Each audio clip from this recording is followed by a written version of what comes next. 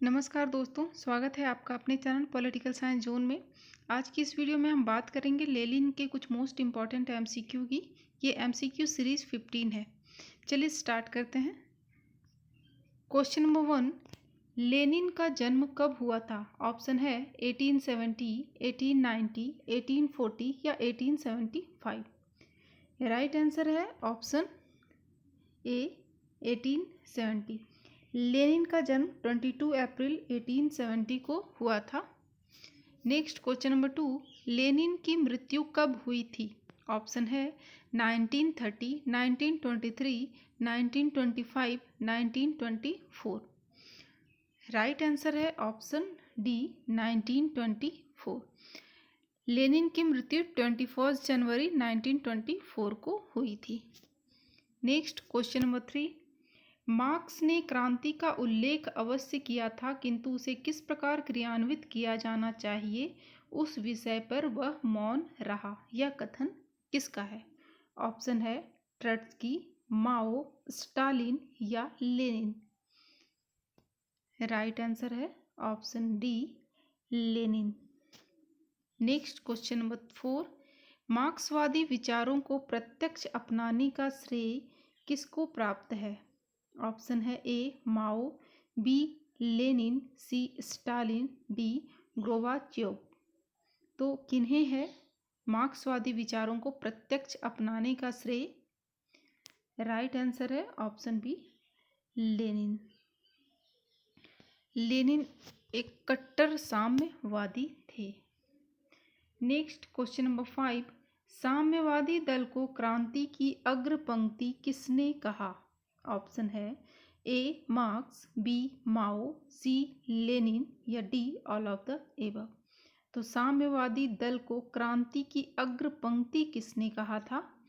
Right answer है option C Lenin.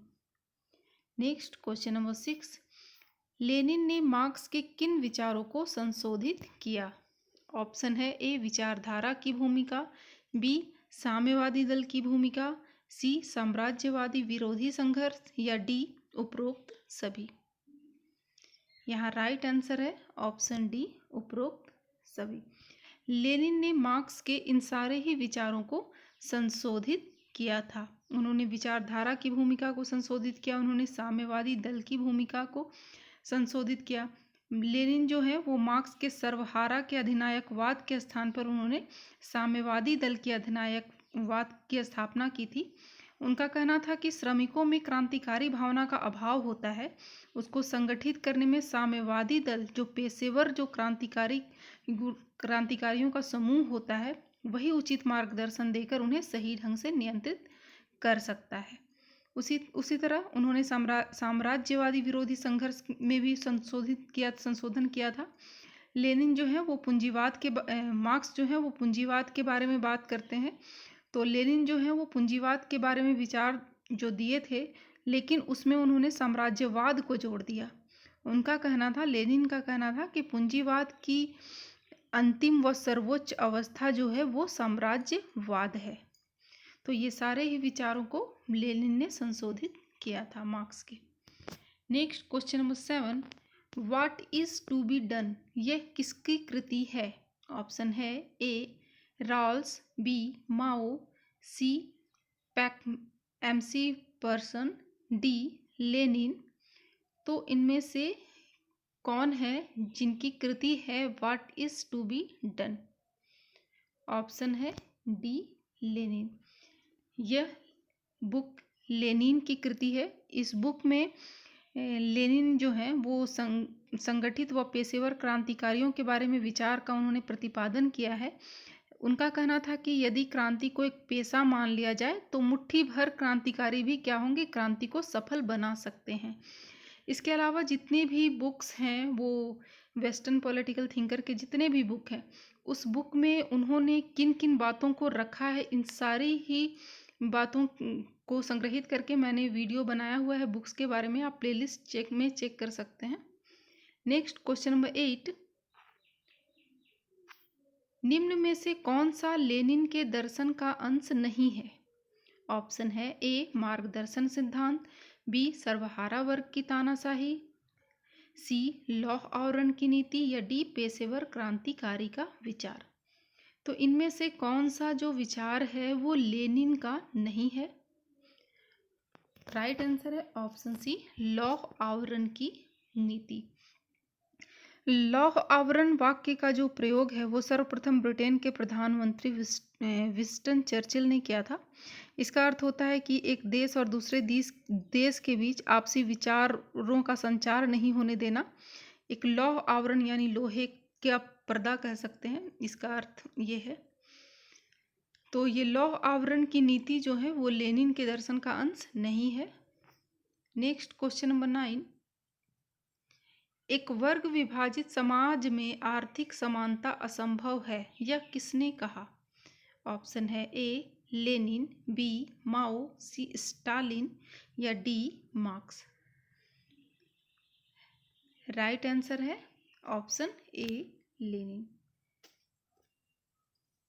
एक वर्ग विभाजित समाज में आर्थिक समानता असंभव है, यह कथन लेनिन का है। नेक्स्ट क्वेश्चन नंबर 10, निम्नलिखित में से किसने कहा था कि क्रांति उत्पीड़न और शोषित लोगों का उत्सव है? यह कथन किन का है? ऑप्शन है A Karl Marx, B Lenin, सी माओ या डी स्कॉकपाल। यह कथन किन का है? ऑप्शन है B Lenin. Right answer.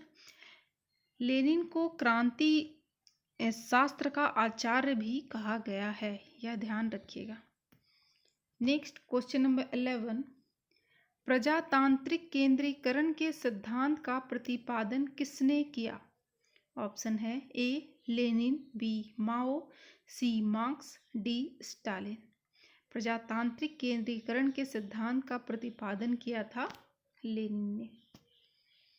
Next question number 12, विश्व में प्रथम समाजवादी राज्य की स्थापना किसने की? मार्क्स, लेनिन, ट्रॉट्स्की या फिर माओ।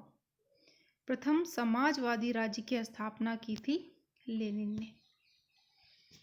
नेक्स्ट क्वेश्चन नंबर 13, सबको अपनी अपनी क्षमता के अनुसार, सबको अपने अपने कार्य के अनुसार, लेनिन के मत में यह स्थिति किस चरण में संभव होगी? ऑप्शन है ए समाजवादी, बी क्रांतिकारी, सी सर्वहारा वर्ग की तानाशाही या डी साम्यवादी। तो सबको अपनी क्षमता के अनुसार और सबको अपने अपने कार्य के अनुसार, यह मत जो है लेनिन का वह साम्यवादी चरण में संभव होगी, लेनिन का मत है। नेक्स्ट क्वेश्चन नंबर 14, लेनिन का मार्क्सवादी अत्यधिक रूढ़िवादी भी था और व्यवहारिक भी, यह किसका कथन है? ऑप्शन है A Wayper, B Stalin, C Sabine या डी जावेट। राइट आंसर है option C Sabine.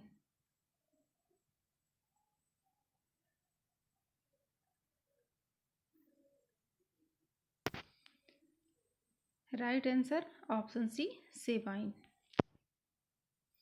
Next question number 15, संसद वकीलों की कार्यकारिणी है, किसने कहा? ऑप्शन है ए मार्क्स, बी मॉन्टेस्क्यू, सी गांधी, डी लेनिन। तो संसद वकीलों की कार्यकारिणी है, यह कथन भी लेनिन का है। नेक्स्ट क्वेश्चन नंबर 16, एक वर्ग विभाजित समाज में आर्थिक समानता असंभव है, यह कथन किसका है? ऑप्शन है A Lenin, B Stalin, C Marx, D Mao. ये क्वेश्चन शायद रिपीट हो गया है। राइट आंसर है option A Lenin. Next question number 17, निम्नांकित में से यह नारा किसने दिया कि साम्राज्यवाद युद्ध को नागरिक युद्ध में बदलना अपनी समग्रता में सर्वहारा क्रांति है? ऑप्शन है ए काकटस्की, बी ट्रॉट्स्की, सी एंजल्स या डी लेनिन। यहाँ भी राइट आंसर है ऑप्शन डी लेनिन। लेनिन ने यह नारा दिया था कि साम्राज्यवाद युद्ध को नागरिक युद्ध में बदलना अपनी समग्रता में सर्वहारा क्रांति है। नेक्स्ट क्वेश्चन नंबर 18, यह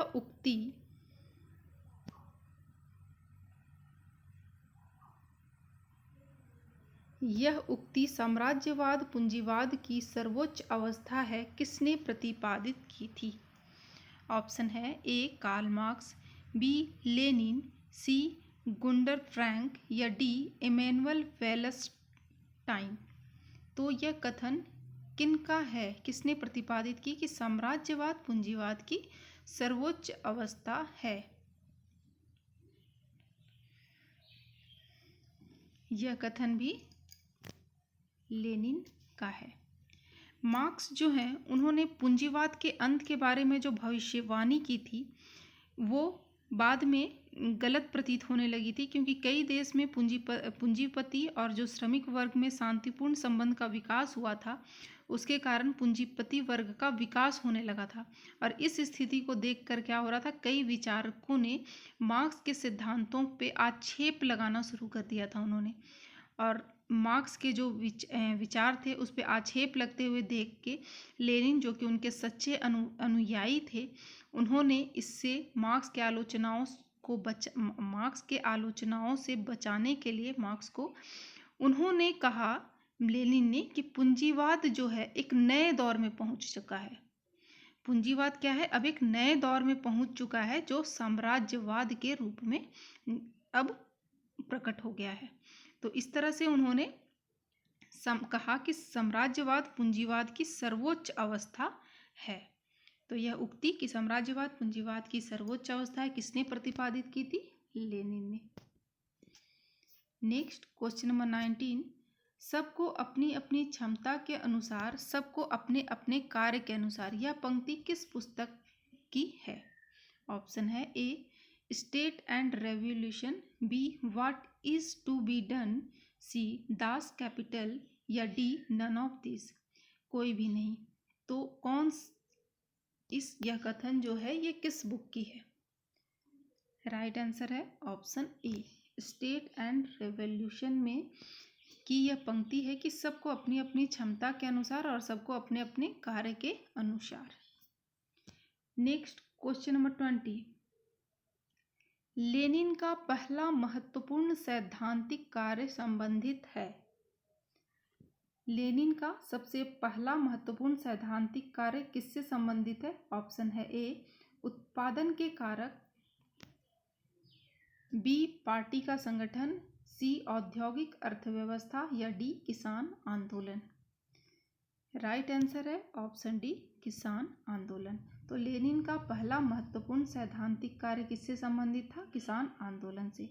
आई होप फ्रेंड आपको मेरी वीडियोस पसंद आई होगी। पसंद आने पे लाइक ज़रूर करें और अगर आपने सब्सक्राइब नहीं किया है तो सब्सक्राइब ज़रूर करें। मिलते हैं नेक्स्ट वीडियो में, तब तक के लिए धन्यवाद।